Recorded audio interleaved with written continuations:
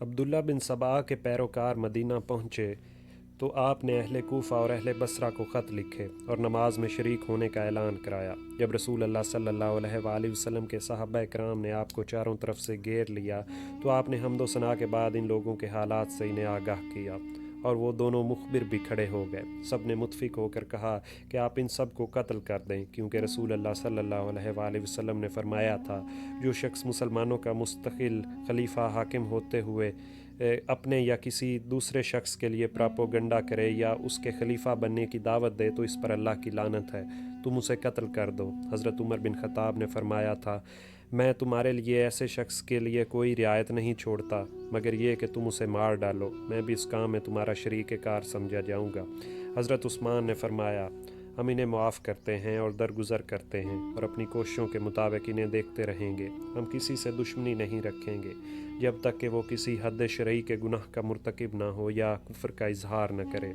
ان لوگوں نے ایسی باتوں کا ذکر کیا ہے جنہیں وہ اس طرح جانتے ہیں جس طرح تم جانتے ہو، مگر مجھے اس لیے یاد دلانا چاہتے ہیں تاکہ ناواقف لوگوں کے سامنے اس کی اشاعت کر سکیں۔ وہ یہ کہتے ہیں، اول، میں نے سفر میں نماز پڑھی، حالانکہ وہ اس صورت میں مکمل نماز نہیں پڑھی جاتی۔ اس کی وجہ یہ ہے کہ میں ایسے شہر میں تھا جہاں میرے اہل و عیال تھے، اس لیے میں نے پوری نماز پڑھی۔ کیا یہ بات صحیح ہے؟ لوگوں نے کہا، ہاں صحیح ہے۔ دوسرا، وہ لوگ کہتے ہیں، میں نے چراگاہ کو محفوظ کیا، میں نے بخدا اپنے لیے کوئی چراگاہ محفوظ نہیں کی، اور نہ میں نے کسی ایک مخصوص آدمی کے لیے ایسی چراگاہ کو محفوظ رکھا جس پر اہل مدینہ غالب نہ آ جاتے۔ میں نے رعایا میں سے کسی کو نہیں روکا، بلکہ اسے مسلمانوں کے صدقات کے لیے محدود رکھا ہے تاکہ کسی کے ساتھ کوئی جھگڑا اور تنازع برپا نہ ہو سکے، پھر میں نے کسی کو نہیں روکا ہے۔ تیسرا، جہاں تک میری ذات کا تعلق ہے تو 2 سواریوں کے علاوہ میرے پاس کوئی مویشی نہیں ہے، نہ بکریاں ہیں، نہ بیڑے ہیں، نہ دوسرا جانور ہے۔ جب میں خلیفہ مقرر ہوا تھا اس وقت اہل عرب میں سب سے زیادہ میرے پاس بھیڑ، بکریاں اور اونٹ تھے، مگر اب حج کی سواری کے لیے 2 اونٹوں کے علاوہ اور کچھ نہیں ہے۔ کیا ایسا ہی ہے؟ لوگوں نے کہا، ہاں۔ چوتھا، یہ لوگ کہتے ہیں کہ قرآن کریم کئی کتابوں میں تھا، میں نے اسے ایک کر دیا۔ قرآن کریم ایک ہے جو خدا واحد کی طرف سے نازل ہوا ہے، اور میں اس معاملے میں اپنے پیش روؤں کا تابع ہوں۔ کیا ایسا ہی ہے؟ مسلمانوں نے کہا، ہاں بے شک یہی بات ہے۔ نیز انہوں نے پھر مطالبہ کیا وہ انہیں قتل کر دیں۔ پانچواں، یہ لوگ کہتے ہیں کہ میں نے حکم کو واپس بلا لیا ہے، حالانکہ رسول اللہ صلی اللہ علیہ وآلہ وسلم نے انہیں جلا وطن کر دیا تھا۔ حکم مکہ کے باشندے تھے، رسول اللہ صلی اللہ علیہ وآلہ وسلم نے انہیں مکہ سے طائف جلا وطن کیا، پھر رسول اللہ صلی اللہ علیہ وآلہ وسلم نے ہی انہیں واپس بلا لیا۔ اس طرح یہ رسول اللہ کی ذات تھی جنہوں نے انہیں جلا وطن کیا اور پھر واپس بلا لیا۔ کہ ایسا ہی ہے؟ لوگوں نے کہا، ہاں بے شک۔ یہ لوگ کہتے ہیں کہ میں نے کم عمر لوگوں کو حاکم بنایا ہے، میں نے قابل اور پسندیدہ اور متحمل مزاج افراد ہی کو حاکم بنایا ہے۔ ان کے بارے میں تم ان لوگوں سے پوچھو جو ان علاقوں میں رہتے ہیں اور ان کے باشندے ہیں، مجھ سے پہلے بھی سب سے کم عمر شخص کو حاکم بنایا گیا تھا جب رسول اللہ صلی اللہ علیہ وآلہ وسلم نے حضرت اسامہ کو حاکم بنایا تھا۔ اس وقت آپ اس پر اعتراض کیا گیا تھا جو مجھ پر اعتراض کیے جا رہے ہیں۔ کیا ایسا ہی ہے؟ لوگوں نے کہا، ہاں بے شک ایسے اعتراض کرتے تھے جنہیں وہ ثابت نہیں کر سکتے۔ ساتواں، یہ لوگ کہتے ہیں میں نے ابن ابی سرح کو مال غنیمت سے خاص عطیہ دیا، میں نے انہیں مال غنیمت کے خمس حصے میں سے 5واں حصہ انعام کے طور پر دیا جو 1,00,000 کی رقم تھی۔ ایسے احکام حضرت ابو بکر اور عمر نے بھی جاری کیے تھے، مگر جب فوج نے اس بات کو ناپسند کیا تو میں نے رقم واپس لے کر انہی میں تقسیم کر دی، حالانکہ یہ ان کا حق نہیں تھا۔ کیا ایسی بات ہے؟ لوگوں نے کہا، ہاں بے شک۔ آٹھواں، مزید فرمایا، یہ لوگ کہتے ہیں میں اپنے گھر والوں سے محبت کرتا ہوں اور ان پر بخشش کرتا ہوں۔ جہاں تک میرے گھر والوں سے محبت کرنے کا تعلق ہے تو ان کی وجہ سے میں نے کسی پر ظلم نہیں کیا، بلکہ ان کے حقوق ادا کرتا ہوں اور صرف اپنے ذاتی مال سے انہیں عطیات دیتا ہوں، کیونکہ میرے نزدیک مسلمانوں کا مال اپنی ذات یا کسی اور کو دینے کے لیے حلال نہیں ہے۔ میں رسول اللہ صلی اللہ علیہ وآلہ وسلم اور حضرات ابو بکر اور عمر کے زمانے میں اپنی ذاتی ملکیت میں سے بہت زیادہ خیرات کیا کرتا تھا۔ یہ وہ زمانہ شباب تھا جب کہ میں کنجوس اور کفایت شعار تھا۔ اب جب کہ میں بوڑھا ہو چکا ہوں اور میری عمر ختم ہو رہی ہے اور تمام سرمایہ گھر والوں کے لیے چھوڑے جا رہا ہوں، اس زمانے میں یہ ملحد باتیں بنا رہے ہیں۔ خدا کی قسم میں نے کسی شہر میں سے فالتو مال حاصل نہیں کیا۔ جس کی وجہ سے لوگوں کو باتیں بنانے کا موقع ملا ہو، بلکہ یہ واقعہ ہے کہ میں زائد مال انہی کو واپس کر دیا کرتا تھا اور میرے پاس صرف 5واں حصہ خمس ہی پہنچتا تھا، اور اس میں سے بھی میں نے کوئی چیز اپنے لیے روا نہیں رکھی۔ مسلمان اس مال کو وہاں کے لوگوں میں تقسیم کرتے تھے، میرا اس میں کوئی حصہ نہیں ہوتا تھا۔ اللہ کے مال میں سے ایک پائی بھی ضائع نہیں کی گئی، اور صرف اپنے ذاتی مال میں سے گزار اوقات کرتا ہوں۔ 9واں، یہ لوگ کہتے ہیں آپ نے آراضی لوگوں کو عطا کی۔ آراضی میں مہاجرین و انصار کے وہ لوگ شریک تھے جنہوں نے اسے فتح کیا، لہٰذا جو شخص ان فتوحات کے مقام پر مقیم ہے وہ اس کا مالک ہے، مگر جو اپنے اہل و عیال کے پاس آ گئے تو ان کے ساتھ وہ اراضی منتقل نہیں ہوئی۔ اس لیے میں نے اس قسم کی اراضی کے بارے میں غور و خوض کیا تو اصلی مالکوں کی اجازت اور مرضی سے عرب کی اراضی کے ساتھ اس کا تبادلہ کیا۔ اس طرح یہ اراضی انہی لوگوں کے قبضے میں ہے، میری ملکیت نہیں ہے۔ حضرت عثمان نے اپنا مال و متاع اور اراضی بنو امیہ میں تقسیم کر دی تھی اور اپنی اولاد کو بھی ان کا عام حصے دار بنایا۔ اس تقسیم کا آغاز انہوں نے اپنے فرزندان ابو العاص سے کیا تھا، چنانچہ آل حکم میں سے ہر ایک کو 10,000 10,000 دیے۔ اس طرح ان سب نے کل 1,00,000 کی رقم حاصل کی۔ انہوں نے اپنے فرزندوں کو بھی اسی قدر رقم دی، نیز بنو العاص اور بنو العیز اور بنو حرب میں بھی مال و دولت کو تقسیم کر دیا تھا۔ بہرحال حضرت عثمان نے ان مفسدوں کے ساتھ نرمی اختیار کی۔ عام مسلمان یہی کہتے تھے کہ انہیں قتل کر دیا جائے، مگر حضرت عثمان کا اصرار اس بات پر تھا کہ انہیں چھوڑ دیا جائے۔ چنانچہ وہ لوگ لوٹ گئے اور یہ کہہ کر گئے کہ وہ حاجیوں کے بیس میں جنگ کریں گے۔ ان لوگوں نے واپس جا کر ایک دوسرے کو لکھا کہ وہ شوال کے مہینے میں مدینہ کے گرد و نواح میں جمع ہوں گے۔ چنانچہ جب خلافت عثمانی کے 12ویں سال میں شوال کا مہینہ آیا تو وہ حاجیوں کے ساتھ سفر کے لیے نکلے اور مدینہ کے قریب ٹھہر گئے۔ سیف کی روایت ہے کہ جب 35 ہجری میں شوال کا مہینہ آیا تو اہل مصر 4 قافلوں کی شکل میں روانہ ہوئے۔ ان کی قیادت 4 سردار کر رہے تھے۔ ان کی کم از کم تعداد 600 اور زیادہ سے زیادہ تعداد 1000 تھی۔ ان کے سردار مندرجہ ذیل حضرات تھے: عبد الرحمن بن عدیس بلوی، کنانہ بن بشیر لیسی، سودان بن حمران سکوتی، قطیرہ سکونی۔ تمام قافلوں کا اعلیٰ سردار غافقی بن حرب تھا۔ ان لوگوں میں اس قدر جرأت نہ تھی کہ وہ مسلمانوں کو اس بات سے مطلع کرتے کہ وہ جنگ کرنے کے لیے جا رہے ہیں، بلکہ انہوں نے یہ ظاہر کیا کہ وہ حج کے لیے سفر کر رہے ہیں۔ ان کے ساتھ ابن سودا بھی تھا، جو عبداللہ بن سبا کا لقب تھا۔ اہل کوفہ بھی 4 قافلوں کی صورت میں نکلے اور ان کے سرغنہ مندرجہ ذیل تھے: زید بن سوحان عبدی، اشتر نخعی، زیاد بن نفر حارسی، عبداللہ بن اسم جو قبیلہ عامر بن صعصع سے تعلق رکھتے تھے۔ ان کی تعداد بھی اہل مصر کی تعداد کے برابر تھی، اور ان سب کا سپہ سالار اعلیٰ عمرو بن اسم تھا۔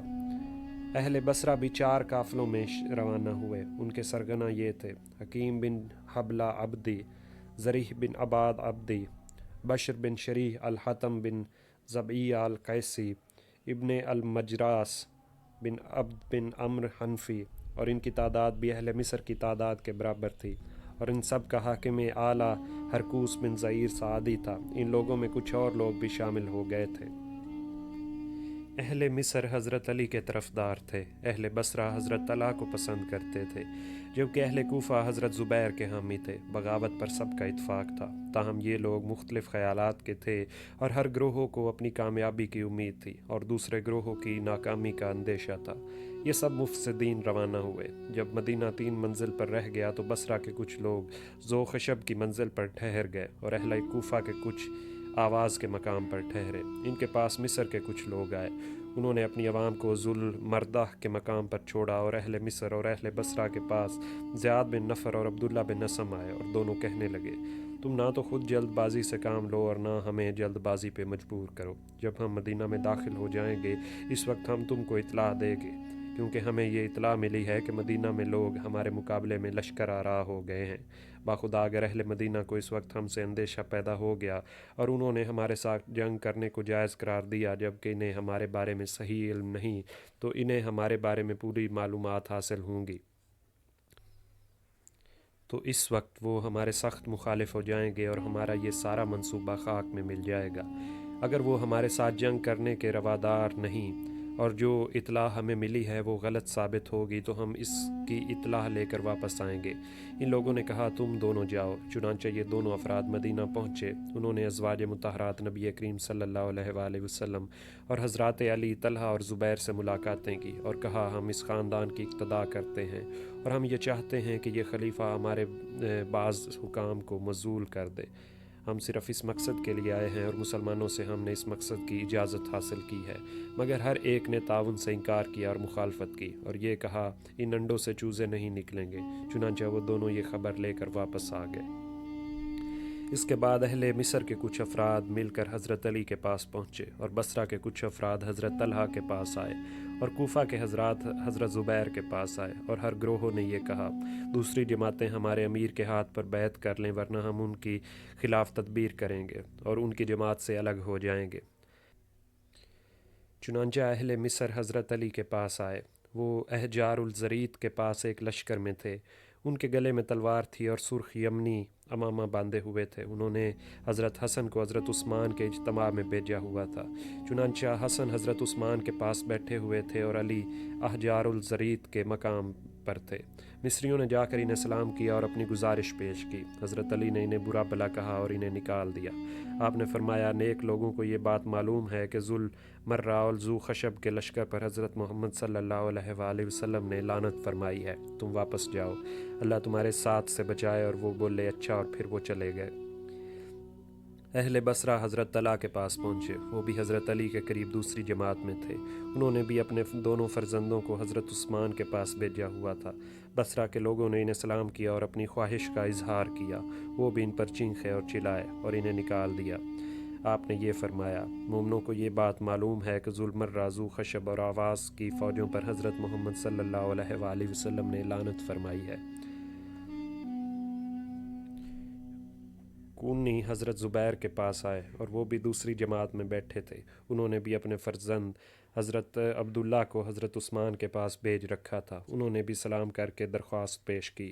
انہوں نے بھی انہیں سخت برا بھلا کہا اور یہ کہہ کر انہیں نکال دیا۔ مسلمانوں کو یہ بات معلوم ہے کہ ذو المرہ، ذو خشب اور آواز کی فوجوں پر حضرت محمد صلی اللہ علیہ وآلہ وسلم نے لعنت بھیجی ہے۔ یہ سب لوگ واپس آ گئے اور یہ ظاہر کیا کہ وہ واپس جا رہے ہیں۔ وہ ذو خشب اور آواز کے مقام سے ہٹ گئے اور اپنے لشکری خیموں میں پہنچ گئے جو مدینہ سے 3 منزل کے فاصلے پر تھے۔ ان کا ارادہ تھا کہ اہل مدینہ منتشر ہو جائیں اور اس کے بعد یہ لوٹ کر حملہ کر دیں۔ چنانچہ یہی ہوا۔ اہل مدینہ انہیں واپس جاتے دیکھ کر منتشر ہو گئے۔ جب اہل مدینہ اپنے گھروں میں پہنچ گئے تو باغی لوگ واپس آ گئے اور مدینہ پہنچ کر اس کے گرد و نواح میں اپنی ناگہانی تکبیروں سے اہل مدینہ کو حیران کر دیا اور حضرت عثمان کا چاروں طرف سے محاصرہ کر کے مقیم ہو گئے۔ انہوں نے کہا جو ہتھیار نہیں اٹھائے گا وہ پناہ میں ہے۔ حضرت عثمان نے چند دنوں تک لوگوں کو نماز پڑھائی اور مسلمان اپنے گھروں میں رہے۔ انہوں نے بات چیت کا دروازہ بند نہیں کیا۔ چنانچہ چند افراد جن میں حضرت علی بھی تھے ان باغیوں کے پاس آئے اور کہا کہ تم اپنے خیالات تبدیل کرنے کے بعد واپس چلے گئے تھے، پھر کیوں لوٹ آئے؟ وہ بولے ہم نے قاصد کے ہاتھ سے ایک خط پکڑا جس میں ہمیں قتل کرنے کا حکم ہے۔ حضرت طلحہ بھی ان کے پاس آئے تو اہل بصرہ نے بھی اس قسم کی بات کی۔ حضرت زبیر بھی ان کے پاس آئے تو اہل کوفہ نے بھی یہی حال بیان کیا۔ بلکہ اہل کوفہ اور اہل بصرہ سب نے مل کر کہا ہم اپنے بھائیوں کی مدد کریں گے اور ہم سب مل کر ان کی حفاظت کریں گے۔ ایسا معلوم ہوتا تھا کہ انہوں نے پہلے ہی کوئی منصوبہ تیار کر رکھا تھا۔ اس پر حضرت علی نے فرمایا اہل کوفہ و بصرہ، تمہیں اہل مصر کی اس بات کا کیسے علم ہو گیا جبکہ تم کئی منزلیں طے کر چکے تھے اور ہماری طرف آئے ہو؟ بخدا یہ منصوبہ مدینے ہی سے تیار کیا گیا تھا۔ وہ بولے آپ جیسا چاہیں خیال کریں، ہمیں اس شخص کی ضرورت ہے کہ وہ ہمیں دھوکہ دیتا رہے۔ ان حالات میں حضرت عثمان مسلمانوں کو نماز پڑھاتے رہے اور یہ باغی لوگ بھی ان کے پیچھے نماز پڑھتے رہے اور جو چاہے حضرت عثمان سے ملتا تھا۔ آپ کی نظر میں یہ لوگ خاک سے بھی کم تر تھے۔ یہ لوگ کسی کو گفتگو سے منع نہیں کرتے تھے۔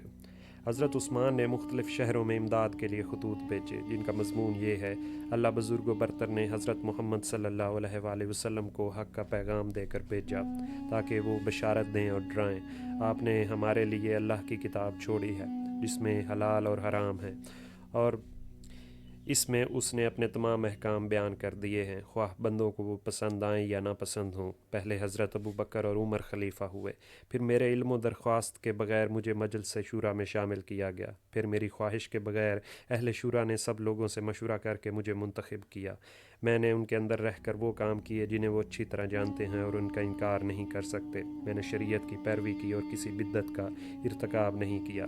جب یہ کام ختم ہو گیا اور شر و فساد پھیلا تو لوگوں کے کینے اور نفرتیں ظاہر ہونے لگیں، اور نفسانی خواہشات نے زور پکڑا تو لوگ ایسی باتوں کا مطالبہ کرنے لگے جن کے خلاف کسی حل و حجت کے بغیر اعلان کرتے تھے۔ وہ میری ان باتوں پر نکتہ چینی کرنے لگے جنہیں وہ ناپسند کرتے تھے۔ میں کئی سالوں تک ان کی باتوں پر صبر کرتا رہا اور ان سے چشم پوشی کرتا رہا، حالانکہ میں سب باتیں دیکھتا اور سنتا تھا۔ اس کی وجہ سے ان کی ہمت بڑھ گئی، یہاں تک کہ اب وہ مدینہ رسول اللہ صلی اللہ علیہ وآلہ وسلم کے شہر میں جو مقام ہجرت اور حرم نبوی ہے آ کر ہم پر حملہ آور ہو گئے ہیں۔ ان کے ساتھ اعراب اور بدو لوگ اس طرح شامل ہوئے جس طرح وہ جنگ احزاب میں ہمارے خلاف شریک ہوئے تھے یا جس طرح احد میں ہمارے خلاف لڑ رہے تھے، لہٰذا جو ہماری مدد کر سکتا ہو وہ یہاں پہنچ جائے۔ جب مختلف شہروں میں یہ خطوط پہنچے تو لوگ مشکل اور دشوار راستوں پر روانہ ہوئے۔ امیر معاویہ نے حبیب ابن مسلمہ کو بھیجا، عبداللہ بن سعد نے معاویہ بن خدیج کو بھیجا۔ اہل کوفہ میں سے قعقاع بن عمرو روانہ ہوئے۔ کوفہ میں جن لوگوں نے اہل مدینہ کی امداد کے لیے کوششیں کی ان میں ممتاز صحابہ کرام مندرجہ ذیل ہیں: عقبہ بن عمرو، عبداللہ بن ابی اوفی، حنظلہ بن الربیع تمیمی۔ تابعین میں سے سرگرم کارکن حضرت عبداللہ بن مسعود کے ساتھیوں میں سے مندرجہ ذیل حضرات نمایاں ہیں: اسرح بن اجدہ، اسود بن یزید، شریح بن الحارث، عبداللہ بن حکم۔ یہ لوگ کوفہ چلتے پھرتے تھے اور مختلف محفلوں میں شامل ہو کر یہ تقریر کرتے تھے: اے لوگو، یہ آج کا کام ہے جو کل کے وعدے پر نہیں چھوڑا جا سکتا۔ آج اس کام پر غور کرنا بہتر ہے کہ اس پر غور کرنا بدتر ہو جائے گا۔ جنگ کرنا آج روا ہے جو کل ناروا ہو جائے گا۔ تم فوراً اپنے خلیفہ کی امداد کے لیے روانہ ہو جاؤ جو تمہارے امور سلطنت کا محافظ ہے۔ مدینہ میں مصری باغیوں کے آنے کے بعد جب جمعے کا دن آیا تو حضرت عثمان نکلے اور مسلمانوں کو نماز پڑھائی۔ پھر ممبر پر چڑھ کر آپ نے فرمایا: اے دشمنوں، تم اللہ سے ڈرو۔ باخدا اہل مدینہ اچھی طرح جانتے ہیں کہ حضرت محمد صلی اللہ علیہ وآلہ وسلم نے اپنی زبان مبارک سے تم لوگوں کو ملعون قرار دیا ہے، اس لیے تم نیکی کے ذریعے گناہوں کو مٹاؤ، کیونکہ اللہ بزرگ و برتر برائی کو نیکی کے ذریعے ہی مٹاتا ہے۔ محمد بن مسلمہ نے کھڑے ہو کر کہا: میں اس بات کی گواہی دیتا ہوں۔ انہیں حکیم بن جبلہ نے پکڑ کر بٹھا لیا۔ پھر حضرت زید بن حارث کھڑے ہوئے، انہیں دوسری طرف سے آ کر محمد بن ابی کثیرہ نے آ کر بٹھا دیا۔ اس کے بعد ہنگامہ بڑھ گیا اور باغی لوگ بھڑک اٹھے اور وہ لوگوں کو پتھر مارنے لگے، یہاں تک کہ انہیں مسجد سے نکال دیا۔ انہوں نے حضرت عثمان پر سنگ باری کی یہاں تک کہ وہ ممبر سے بے ہوش ہو کر گر پڑے اور انہیں اٹھا کر گھر پہنچا دیا گیا۔ یہ مصری باغی اہل مدینہ میں سے صرف 3 افراد سے اپنی امداد کی توقع رکھتے تھے، کیونکہ ان تینوں سے وہ پہلے ہی خط و کتابت کرتے رہتے تھے۔ وہ 3 افراد محمد بن ابی بکر، محمد بن حذیفہ اور عمار بن یاسر تھے۔ کچھ حضرات ان باغیوں سے جنگ کرنے کے لیے تیار ہوئے، جن میں سعد بن مالک، حضرت ابو ہریرہ، حضرت زید بن ثابت اور حضرت حسن بن علی شامل تھے، مگر حضرت عثمان نے کہلا بھیجا کہ وہ جنگ سے باز آ جائیں، اس لیے وہ رک گئے۔ جب حضرت عثمان بے ہوش ہو کر گھر پہنچا دیے گئے تو حضرات علی، طلحہ اور زبیر رضی اللہ عنہ ان کی عیادت کے لیے آئے اور اظہار افسوس کیا، اور پھر وہ سب اپنے گھروں کو واپس چلے گئے۔ سیف کی روایت ہے کہ ابو عمر حسن رضی اللہ عنہ سے پوچھا: کیا آپ حضرت عثمان کے محاصرے کے وقت موجود تھے؟ وہ بولے: ہاں، میں اس وقت 9 عمر بچہ تھا اور مسجد میں اپنے ہم عمروں کے ساتھ بیٹھا ہوا تھا۔ جب بہت شور و غل ہوا تو میں اپنے گھٹنے کے بل بیٹھ گیا یا کھڑا ہو گیا۔ یہ آ کر مسجد نبوی اور اس کی چاروں طرف پھیل گئے۔ اہل مدینہ بھی ان کے پاس آ گئے اور وہ ان کی حرکتوں پر افسوس کر رہے تھے۔ اس پر انہوں نے اہل مدینہ کو ڈرانا اور دمکانا شروع کر دیا۔ یہ لوگ دروازے کے قریب شور و غل کر رہے تھے کہ اتنے میں حضرت عثمان تشریف لائے۔ اس وقت ایسا معلوم ہوا کہ بھڑکتی ہوئی آگ بجھ گئی ہے۔ حضرت عثمان نے ممبر نبوی کا قصد کیا اور ممبر پر چڑھ کر اللہ کی حمد و ثنا کہی۔ اس کے بعد ایک شخص کھڑا ہوئے جنہیں دوسرے آدمی نے بٹھا دیا۔ اس کے بعد دوسرے شخص کھڑے ہوئے، انہیں بھی بٹھا دیا گیا۔ پھر سب لوگ بھڑک اٹھے۔ باغیوں نے حضرت عثمان پر سنگ باری کی یہاں تک کہ وہ بے ہوش ہو کر گر پڑے، پھر انہیں اٹھا کر گھر پہنچا دیا گیا۔ حضرت عثمان نے 20 دن تک نماز پڑھائی، پھر انہوں نے انہیں نماز پڑھانے سے روک دیا۔ دوسری روایت یہ ہے کہ جب باغی مسجد نبوی میں آ کر ٹھہرے تھے، اس وقت سے لے کر 30 دن تک حضرت عثمان نے نماز پڑھائی، پھر انہوں نے انہیں نماز پڑھانے سے روک دیا۔ اس کے بعد باغیوں کے سرغنہ غافقی نے نماز پڑھائی۔ اس کے تمام مصری، کورنی اور بصری باغی مطیع ہو گئے تھے، مگر اہل مدینہ اپنے گھروں کی 4 دیواروں میں محصور ہو گئے تھے۔ وہ گھروں سے نہیں نکلتے تھے، ان میں سے کوئی تلوار کے بغیر نہیں بیٹھا تھا تاکہ ان باغیوں کے ظلم و ستم سے اپنی آپ کی حفاظت کر سکے۔ یہ محاصرہ 40 دن تک رہا، اور اس اثنا میں قتل و غارت گری بھی ہوئی۔ جو کوئی ان سے مزاحمت کرتا وہ ان کے خلاف ہتھیار اٹھاتے۔ اس سے پہلے 30 دن تک انہوں نے ہتھیار نہیں اٹھائے تھے۔